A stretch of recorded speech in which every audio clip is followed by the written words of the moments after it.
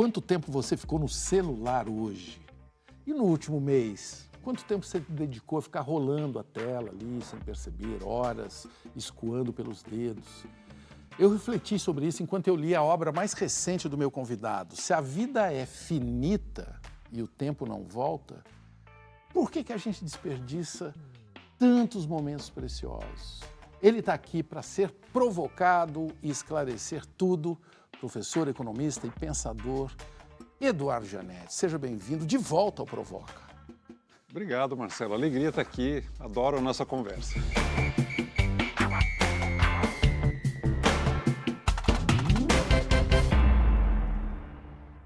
Este aqui é o Provoca, no ar para todo o Brasil, pela TV Cultura e emissoras afiliadas, e também nas telas das plataformas digitais, no app Cultura Play ou em versão podcast, no seu tocador preferido.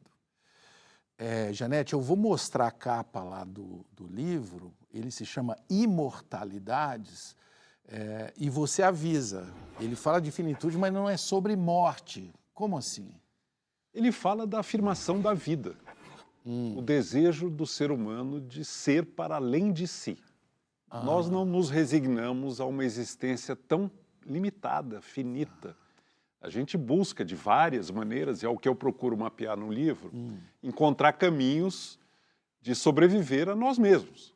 Cada um busca sobreviver a si mesmo.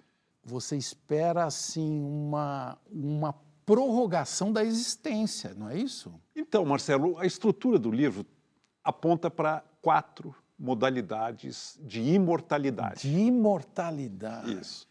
Eu acredito que essas 4 dão conta do campo das possibilidades abertas à condição mortal de buscar a imortalidade. 4. Se alguém encontrar uma 5ª, me avisa, porque eu recolho o meu livro e faço outro. Eu acho que não tem. Tem uma 5ª que eu já vou dar um spoiler, que é entrar para a Academia Brasileira de Letras. Essa que depois a gente vai falar. Não é? Mas quais são? Então, a primeira é prolongar a vida. A morte, biologicamente. Vencer a morte em sentido biomédico. Viver para sempre. Tá.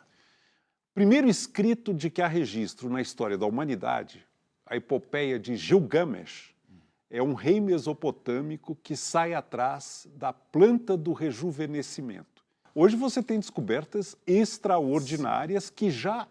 Olha, eu não sou de exagerar. Eu acho que isso aqui é muito importante. Um médico japonês chamado Yamanaka, ganhou o Nobel de Medicina em 2012, descobriu que tem 4 proteínas que você pode sintetizar da célula-tronco que, se forem misturadas a uma célula adulta do órgão de um mamífero, fazem essas células regredir ao estado embrionário. Não é que o tempo para, que o tempo desacelera. O tempo biológico volta. Isso aí já coloca no horizonte um caminho razoavelmente delineado de imortalidade em sentido biomédico.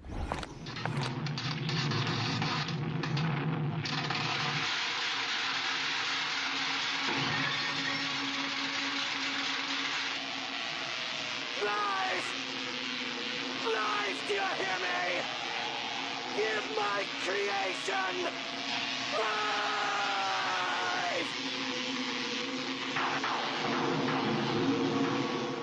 O problema é o seguinte, quando você faz isso para reconstituir um órgão complexo, com a tecnologia inicial que ainda existe, o órgão gera muitos teratomas, cânceres, tumores, ele dá 1000 problemas. Vai contra a natureza dele, né? A célula somática está programada para envelhecer e morrer. Não vai ser para a nossa geração, nem dos nossos netos, acredito. Então a biológica eu deixo ali de lado. E a outra? Mas é que tá, só um esclarecimento. É no sentido biomédico, porque isso não elimina a morte. Se a pessoa se jogar do 10º andar do prédio, ela morre. Se ela for atropelada por uma jamanta, ela morre. Mas em sentido biomédico, é algo exequível. A pergunta filosófica aí, só para terminar essa primeira, vale a pena viver para sempre?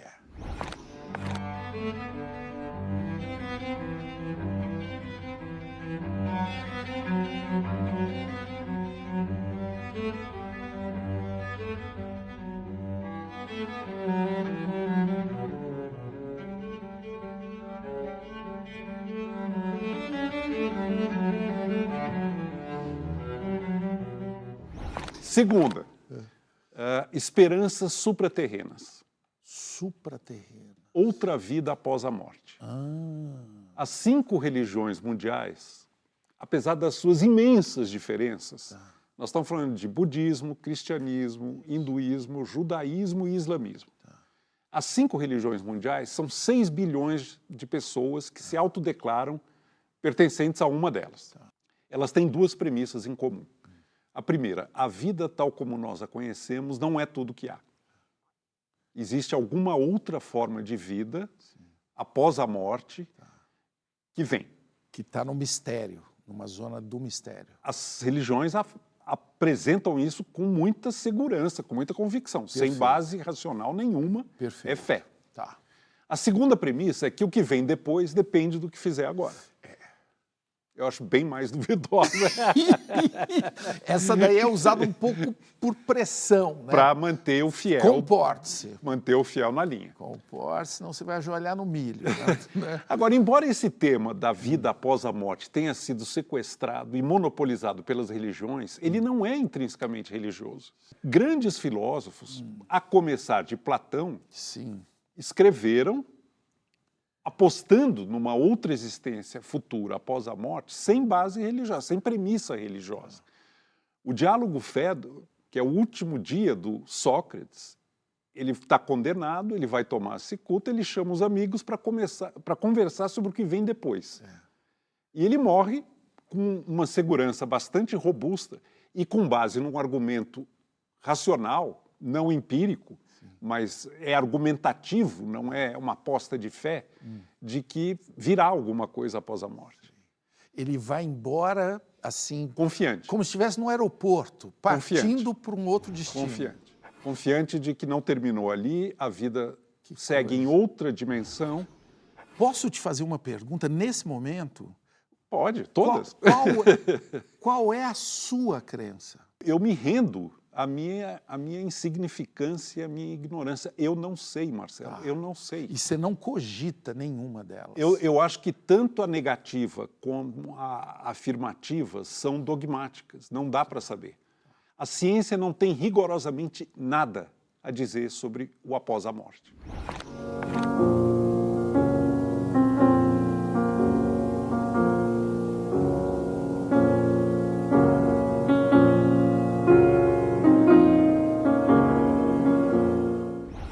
A terceira forma de imortalidade é viver na memória das gerações futuras. Você criar uma obra, fazer alguma coisa relevante, de valor muito forte, que projete os seus valores, a sua existência na memória e, no caso da procriação biológica, nos genes das gerações futuras. E nesse assunto eu tenho uma curiosidade específica, tá? Tem uma pesquisa recente do maior medo das pessoas, no mundo corporativo, inclusive, essa pesquisa. E aí tem o medo da morte, o medo de falar em público e de não deixar legado. Me chamou a atenção isso. Que medo é esse? O que é o... Porque é uma pulsão muito forte de cada um de nós querer ser lembrado. A ideia de morrer absolutamente e não ser nunca mais lembrado, afetiva e intelectualmente... Mesmo que você não seja uma pessoa conhecida, não, os amigos não lembrarem de você, a sua rua... Seus familiares, sua cidade, seus amigos, sua cidade... Seu clube... Esse é um anseio muito forte do ser humano. É verdade. No passado, feitos heróicos de pessoas que se sacrificaram e entregaram voluntariamente a vida, muito foi com a fantasia de ser lembrado. Olha aí. Alcançar algum tipo... Você quer citar alguém? Não. Homero, Aquiles, começa lá na Grécia, e muito antes. Mas você falou da academia. Boa. A imortalidade da academia é a imortalidade do legado. Sim. Mas aí eu queria fazer um reparo. Pois não. Os fundadores da academia, entre eles Machado de Assis e Joaquim Nabuco, escolheram como lema da academia ad immortalitatem, rumo à imortalidade. Não é uma condição alcançada, é uma aspiração. A melhor resposta que eu vi sobre isso foi do Olavo Bilac. Ele era da academia. Alguém perguntou, mas, poeta, por que os acadêmicos são chamados imortais? Ele falou, olha, só pode ser por uma coisa, porque nós não temos onde cair mortos. Ele estava sendo sincero? Tava. Né? E o pior é que estava, né? Eu sou pobre, pobre, pobre, pobre de maré, mas sou rico, rico, rico, rico de mulher. Eu sou pobre, pobre, pobre, de maré defi. Eu sou o MC Claudinho. Sou bochecha, estou aqui. Ressuscita São Gonçalo! Liberta DJ! Qual é a última alternativa? A última é o presente absoluto. O presente absoluto. Momentos eternos, momentos em que se tem, dura um pouco, mas se tem uma experiência de encontro com algo que nos ultrapassa, que é eterno. O quê? Uma e que iluminação? nos planifica. O êxtase O místico. êxtase místico. A ideia básica é a seguinte, se um punhado de átomos abriga energia capaz de destruir uma cidade, por que um punhado de segundos não abrigaria a eternidade? Que pergunta boa, hein? Responda. Respondo. Tem experiências humanas e relatos muito impressionantes que eu colecionei durante muito tempo de pessoas que viveram êxtases de transporte místico, amoroso, artístico, ou usando substâncias que alteram estados de consciência, Sim. ou experiências de quase morte, que é uma coisa curiosíssima. Pessoas que tiveram praticamente mortas, sinais vitais zerados durante alguns poucos segundos e retornam à vida. E relatam aquele Relatam momento. o que foi viver a quase morte.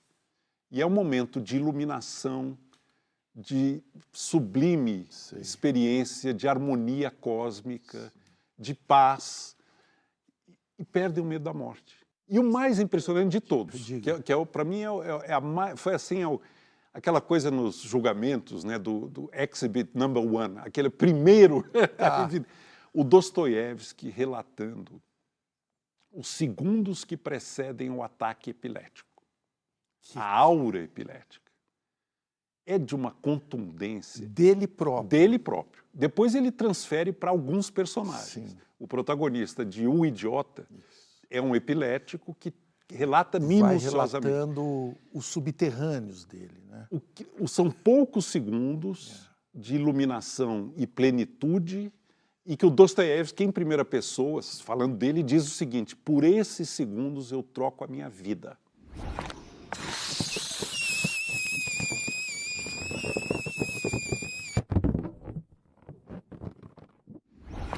Você já teve alguma vez isso? Infelizmente não, mas o mais perto que eu chego é ouvindo música muito concentradamente.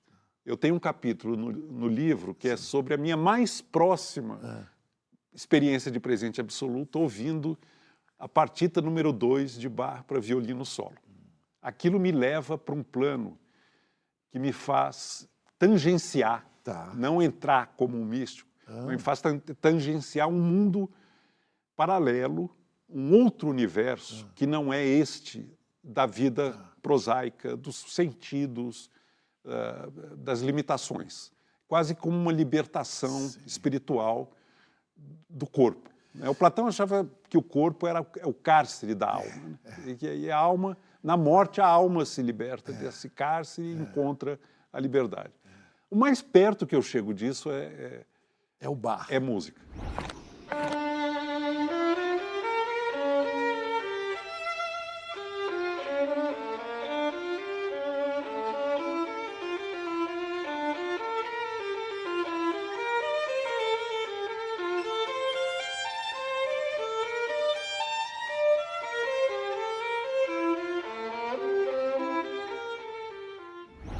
Tem pessoas que usam drogas que alteram estados de consciência e relatam ter alcançado esse êxtase. A minha única experiência com LSD foi um desastre absoluto. Eu nunca mais cheguei perto. É mesmo? Mas te afugentou? Me afugentou para o resto da vida. Você ficou apavorado? Não, foi horroroso. Faz tempo, você pode contar? Idade? Eu posso contar. Com quem você estava? Eu estava com um amigo, poeta, tudo deu errado. Onde? A gente estava numa chácara em condições muito propícias, diante de uma lareira, com um amigo para tomar conta de nós, Sim, isso é importante. que era o dono da família, era dona da chácara. Sim. De repente apontam os 2 faróis do carro da família. Os pais chegaram sem avisar. Depois que vocês tomaram. Já tinham tomado, estavam lá. Bom, mas isso não foi nada. Bad Foi nada. trip. Entraram, acenderam luz, ligaram a televisão, estava passando a escolinha do professor Raimundo. Aí nós vamos embora daqui. Saímos num fusquinha. Uma experiência de confinamento asfixiante, aquela coisa horrorosa. A gente... De perigo, né? Aí, Marcelo, foi a gota d'água do desastre. Esse amigo ficou muito nervoso e pegou uma contramão em frente ao quartel do 2º Exército. Nós fomos parados Que isso! por um soldado com uma metralhadora. Eduardo, eu nunca ouvi essa história, Eduardo. Aí o seguinte, aí, Isso era felizmente, que ano? 78, Uns anos 77. suaves. Época da ditadura, Claro, esqueci de dizer. Plena ditadura. Ele pegou ali no Ibirapuera. Meu Deus, Ele entrou numa onde contramão. tinha as torturas, É, inclusive. É verdade, ali não... Né? Esse meu amigo poeta, ali ainda por cima, era paranoico. Era o Roberto Piva. Roberto Piva, um querido. Conheço. Bom, aí a única preocupação era acabar, sair. Sim, terminar aquela Fomos para viagem. uma padaria tomar suco de laranja com leite condensado. Uma overdose de leite condensado para sair daqui. Não parava. Isso tudo foi horroroso, foi um pesadelo. Mas o que me assustou foi na cama, à noite, depois de tudo isso, eu pensar, eu acho que eu nunca mais vou voltar a ser quem eu era. Ufa, que bom que você voltou a estar aqui. Talvez não, mas acho que sim. Será que ele está aqui, pessoal? Olha, o papo está filosófico, mas no próximo bloco nós vamos pousar na terra, nessa terra ardida aqui, tudo para olhar para o outro lado da moeda do meu convidado, a economia, as riquezas e pobrezas do Brasil. No Provoca com o economista Eduardo Janete. Até loguinho. Que história, hein? Até loguinho.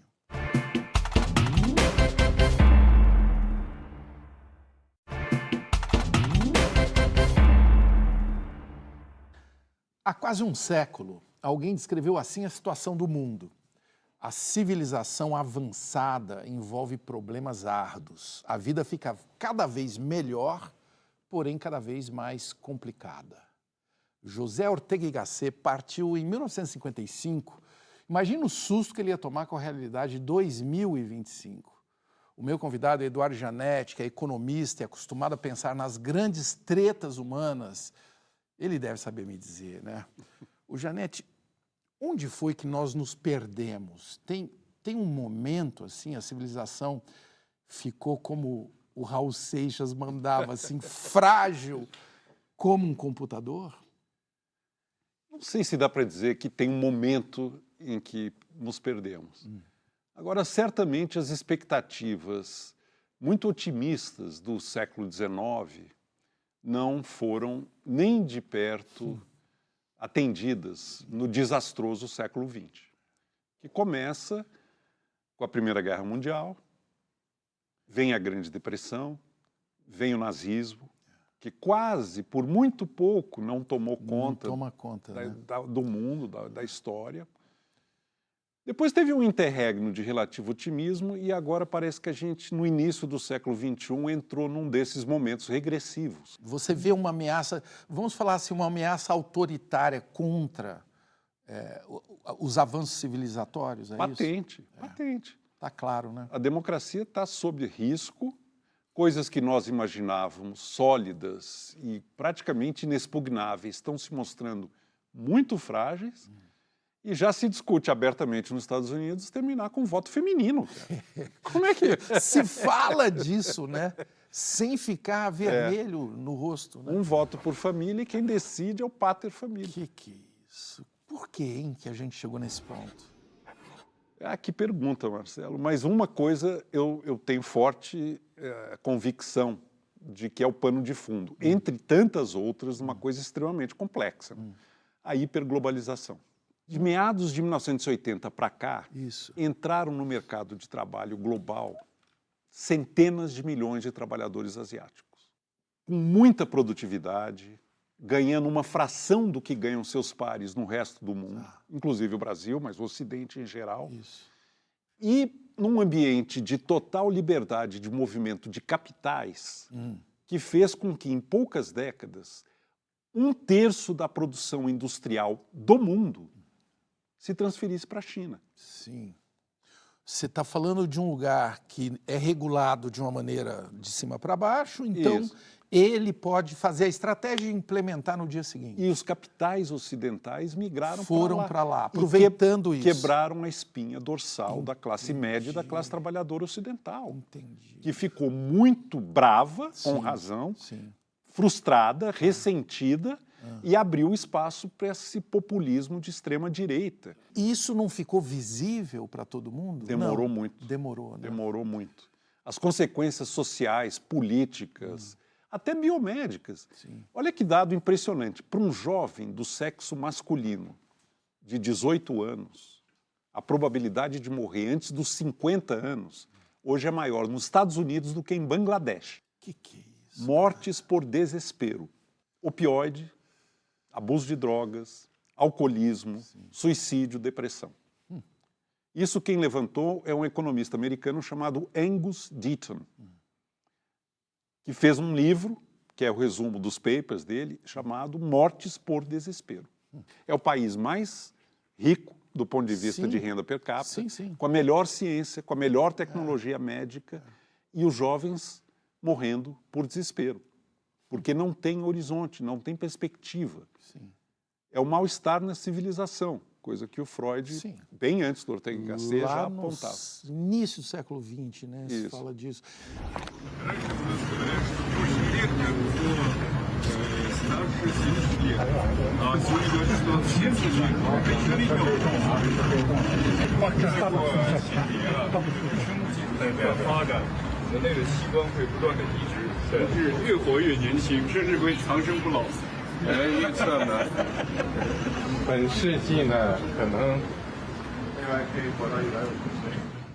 A China hoje se posiciona de uma maneira, eu vou dizer, muito confortável, assim, como se propõe para o mundo, né? Vamos negociar, inclusive para o Brasil, né? É. E o que tem de positivo nisso? Ou de uma situação que pode nos aprofundar nesse Não, cenário? antes de mais nada, Marcelo, eu estou me divertindo demais em ver a esquerda defendendo o livre comércio e a direita defendendo o protecionismo. Eu esperei minha vida inteira por esse momento, cara. Que doideira, né? Porque eu defendia o livre comércio lá atrás, e era taxar, você é um neoliberal, Você é de direita, né? Que doideira. Olha a virada que deu. Que virada é essa? Hoje quem defende a democracia é Economist, a revista de É, Economist. não, e aponta o Brasil, Aponto né? como exemplo.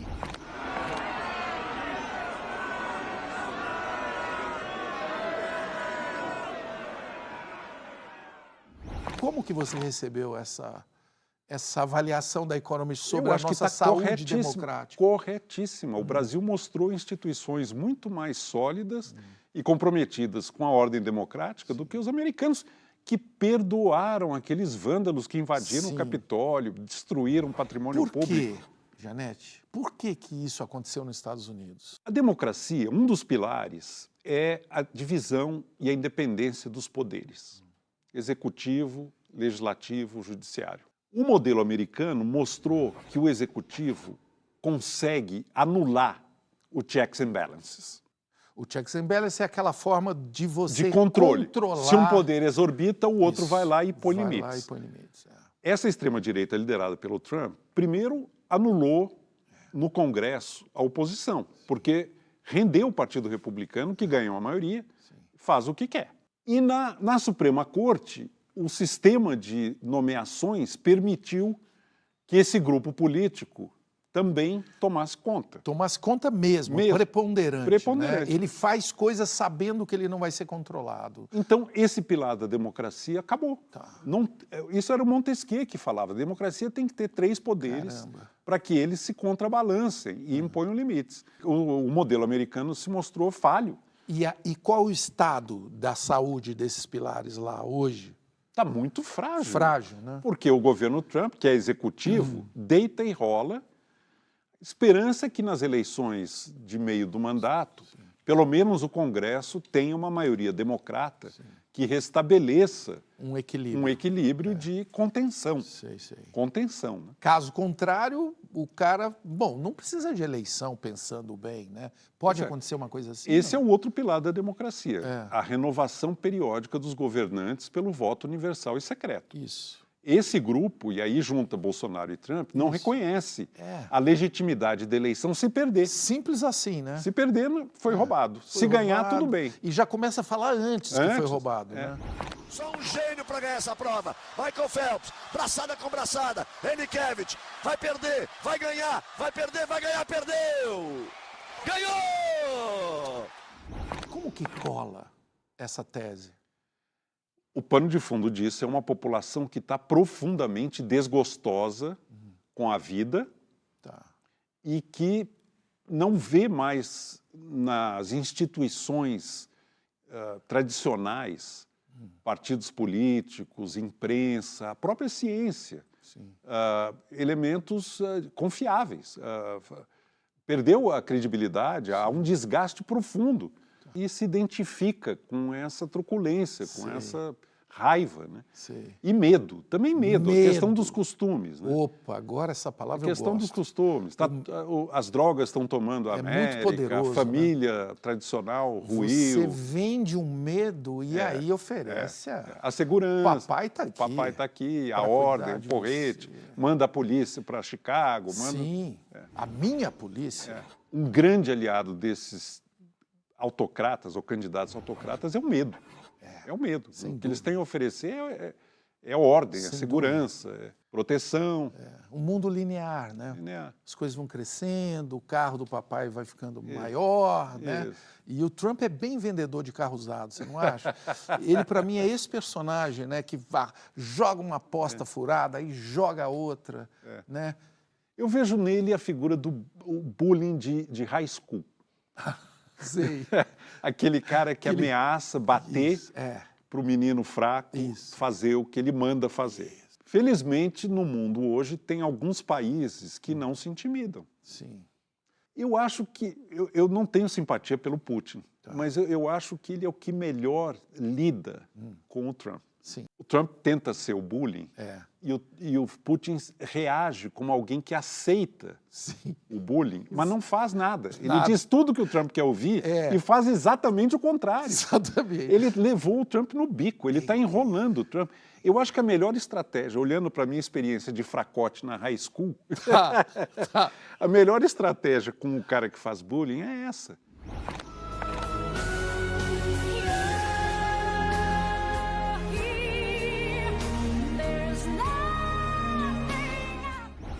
E nós, ficamos como no meio desses Eu elefantes? não acho que a gente está mal não, Marcelo. Não? Não. Conta aí.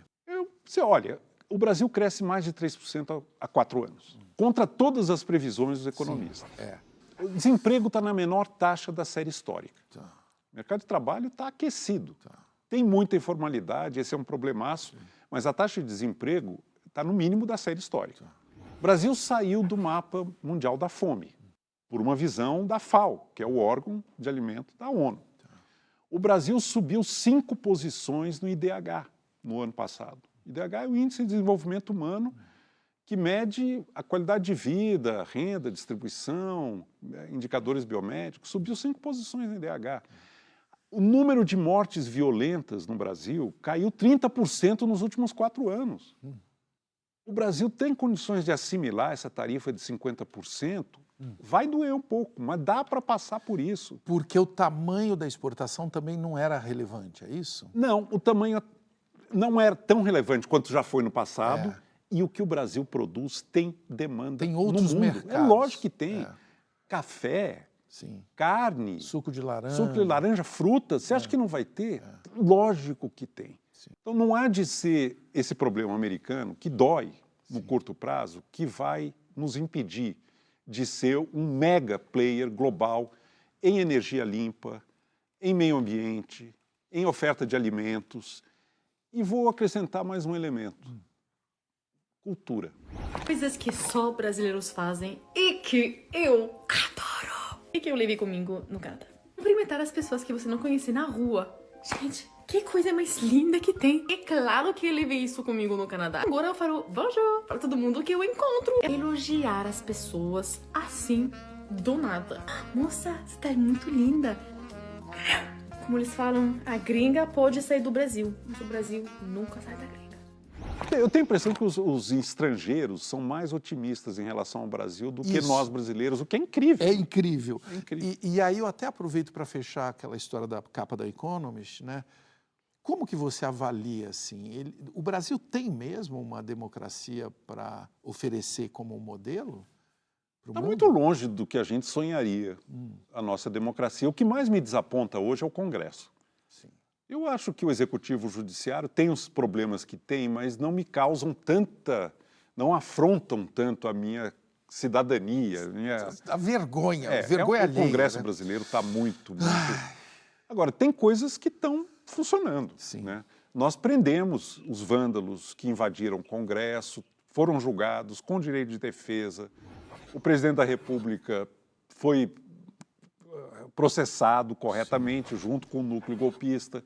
Tem provas documentais, minuta de golpe, discurso do que vai falar quando tiver o golpe. Então, está funcionando. Os Estados Unidos mostrou que não. E é porque não estava acostumado a ter essa situação? Essa situação é nova? É porque esse grupo político liderado pelo Trump conseguiu, e aí é muita competência deles, porque realmente não deve ter sido fácil, neutralizar o Partido Republicano. Isso é inacreditável. O Partido Republicano de joelhos para aquela... Que já teve o Ronald Reagan, né? Já teve o Bush, já teve gente que a gente achava... O Lincoln era republicano. Olha aí. Não é verdade? E a justiça americana, que também não dá para entender como é que a Suprema Corte se partidarizou e se rendeu. O que te tira mais o sono? Crise ambiental, econômica, lisérgicos, o Trump, o que é que desses pesadelos? No curto prazo, o descaminho da democracia americana, eu tenho medo de guerra. À toa esse cara começa uma guerra. Isso me tira o sono no curto prazo. Se for um pesadelo mais de longo prazo, a mudança climática é o... Mas aí é o desastre em câmera lenta do antropoceno. Né?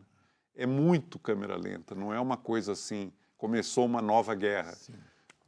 Eita, quanta coisa para a gente pensar enquanto tomamos uma água, porque no próximo bloco, assuntos muito mais importantes que economia e finanças, a família, a felicidade e Minas Gerais. Até loguinho.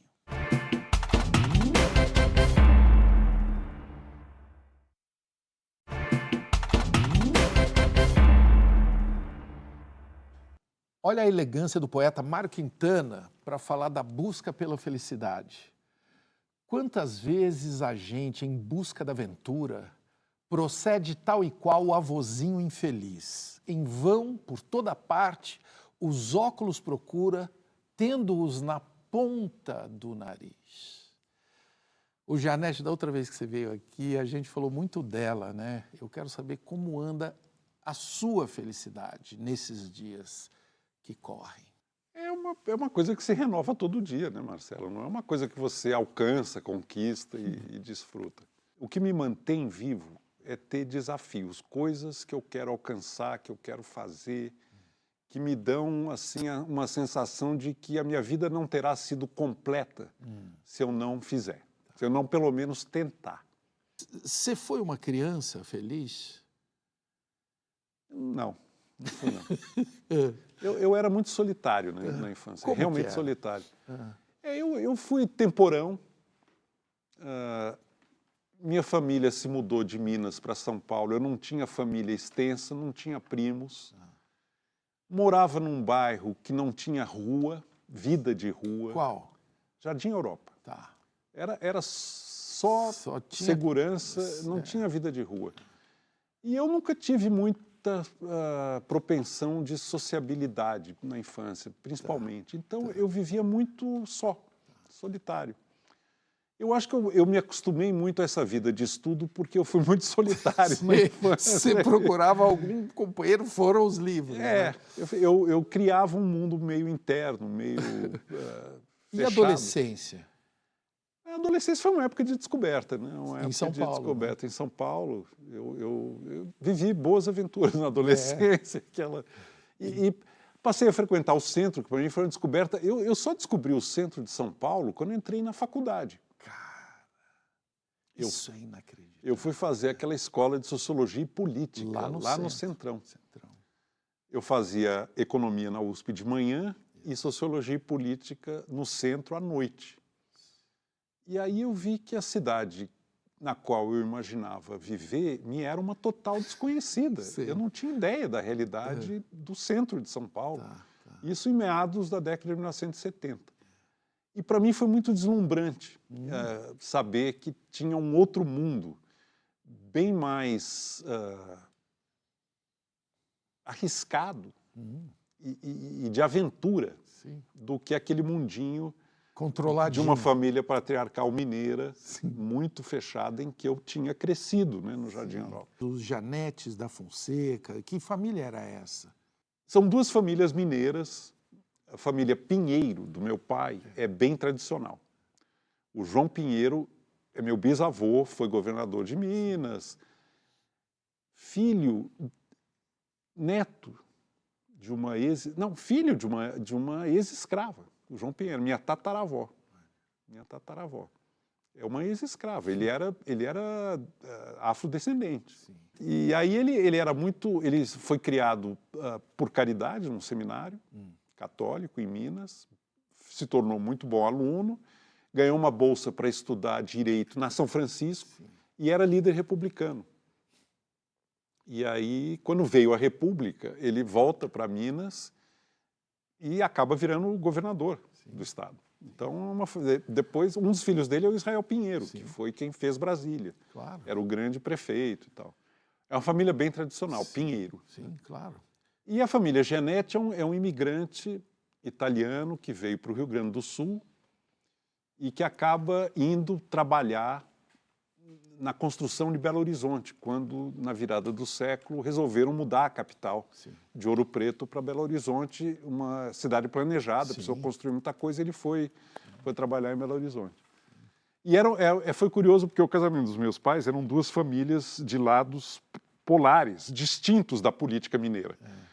Pinheiro era PSD, tradicional, e o lado Gianetti era UDN. UDN, que era adversário. Totalmente adversário. O meu avô Gianetti foi prefeito de Belo Horizonte, UDN.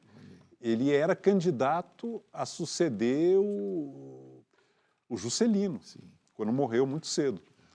Ele era uma promessa da política, mas ele morreu muito cedo. Então, o casamento dos meus pais foi uma união política de opostos. De assim, duas famílias rivais da rivais política, né?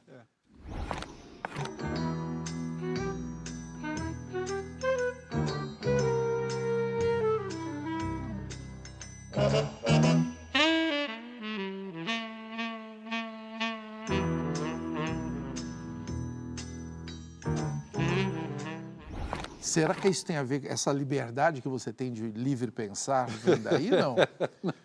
Não sei. Ou o pessoal ainda te Nunca carimba mais de um lado ou de outro? Eu fui mudando bastante. Eu morei 7, 8 anos na Inglaterra. E quando eu cheguei, eu era um ET. Numa época em que a palavra liberal era quase um xingamento, eu cheguei aqui dizendo que o liberalismo tinha muita coisa interessante. Tinha sentido, né? Principalmente o liberalismo clássico, que é o que eu realmente estudei. Sim, o inglês, né? O inglês, escocês, o Adam Smith, John Stuart Mill. Eu acho que são os grandes pensadores econômicos, filósofos, né? E numa época em que o marxismo tinha uma dominância absoluta no Brasil, a minha tentativa de se colocar como um liberal que podia conversar era rechaçada imediatamente. Bem rechaçada e bem assim escanteada mesmo, era meio desprezada. Eu, apesar de ser um pouco mais jovem do que você, estamos falando num momento que assim tinha mesmo aquela coisa direita e esquerda, mas tinha os infiltrados, tinha um humor, vamos dizer assim. Para poder criticar os dois lados, não tinha, não? Sabe uma coisa que eu percebi quando eu fui para a Inglaterra? A gente lia Marx, eu li. Eu era marxista, assim, ortodoxo, de estudar e de... tudo o que acontecia no mundo, a primeira coisa que eu pensava, isso antes de ir para a Inglaterra, era, isso é fato, o que Marx diria sobre isso?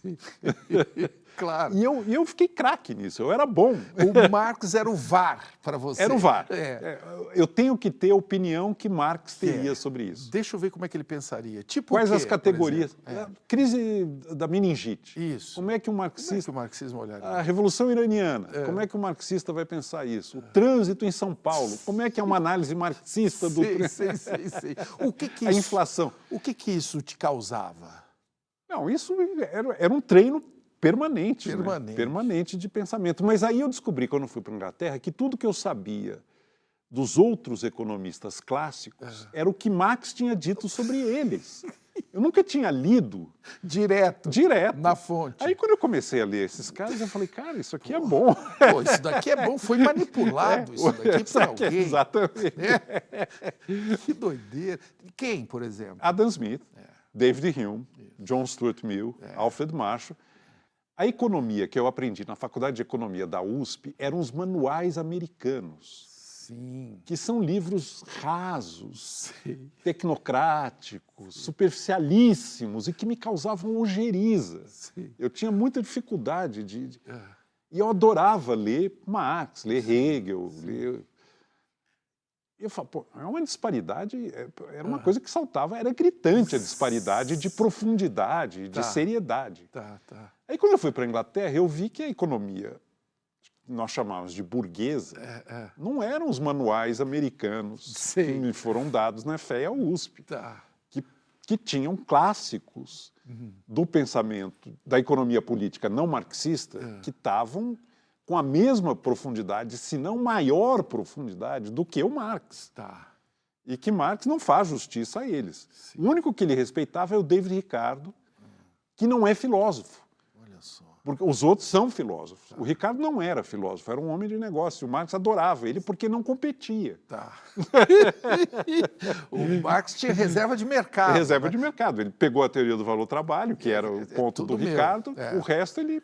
Que é isso? Aí eu fui ler os outros e falei, cara, essa gente aqui tá na mesma pegada, tem a mesma força, tem a mesma profundidade reflexiva, são filósofos importantíssimos. Né?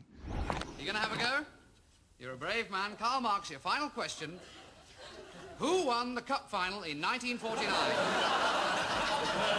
The workers control the means of production.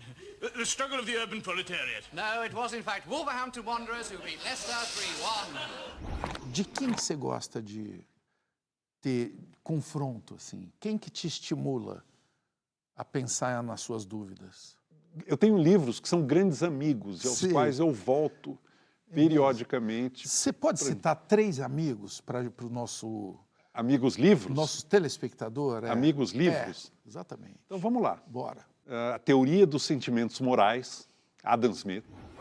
Ele me diz como é que nós chegamos às nossas crenças morais. Por que nós admiramos algumas coisas e condenamos outras? Como é que funciona o elemento de simpatia nas relações humanas, sentir com? Como é que se constrói isso nas relações humanas? Gostei desse seu amigo. Vamos para o segundo. A Gaia Ciência, Nietzsche. O Nietzsche passou por várias fases na sua trajetória intelectual. Você tem o Nietzsche schopenhaueriano e wagneriano, que é o Nietzsche da origem da tragédia, que o próprio Nietzsche descarta e renega como um equívoco juvenil. Aí o Nietzsche passa por uma crise e escreve o que eu considero as 3 obras-primas, impecáveis, rigorosíssimas, com um grau de acuidade psicológica que eu não encontro, vou te dizer, nem em Freud, e que são Humano Demasiado Humano, Aurora e a Gaia Ciência. A Gaia Ciência é o ponto culminante, na minha opinião. Esse Nietzsche, que os ingleses chamam Nietzsche iluminista, é maravilhoso para mim.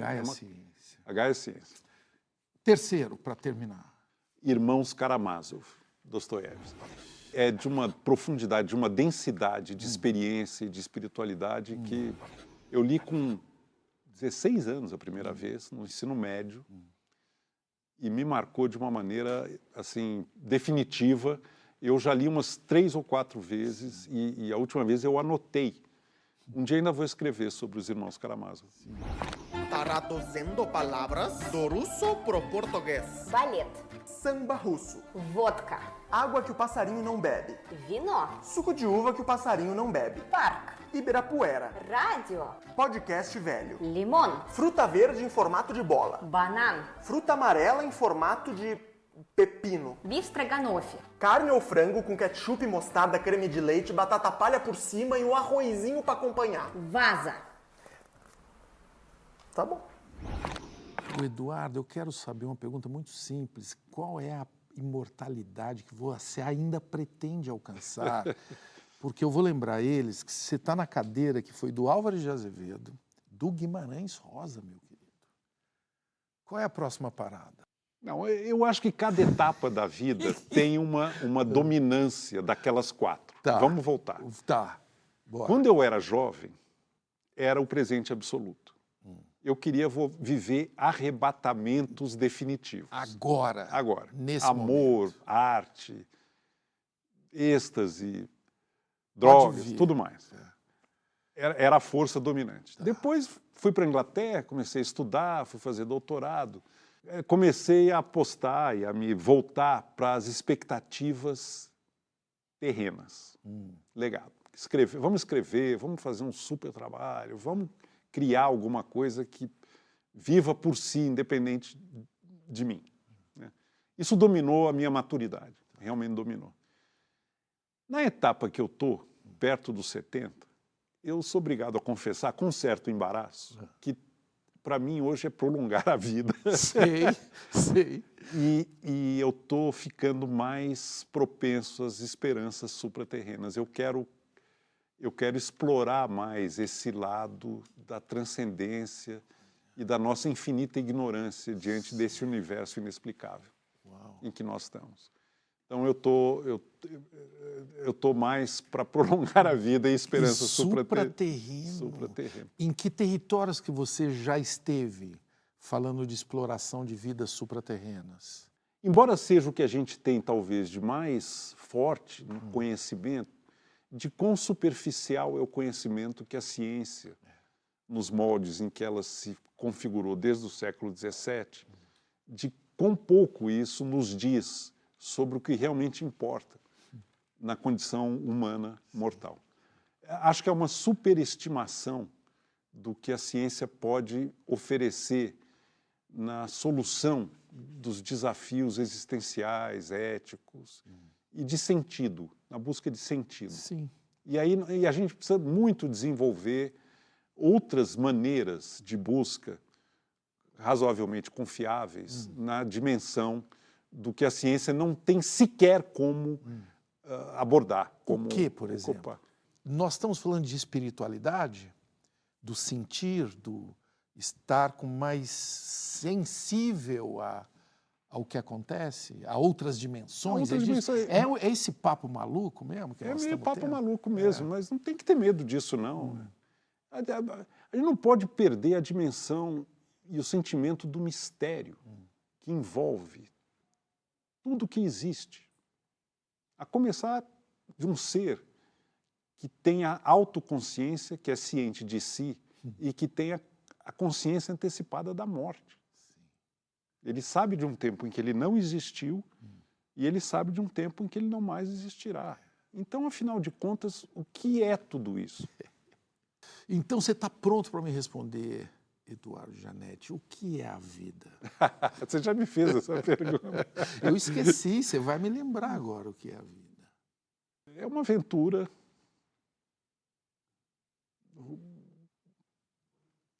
que vale a pena independente de qualquer estado futuro e que pede ousadia. Pede ousadia no plano prático e no plano intelectual e no plano simbólico.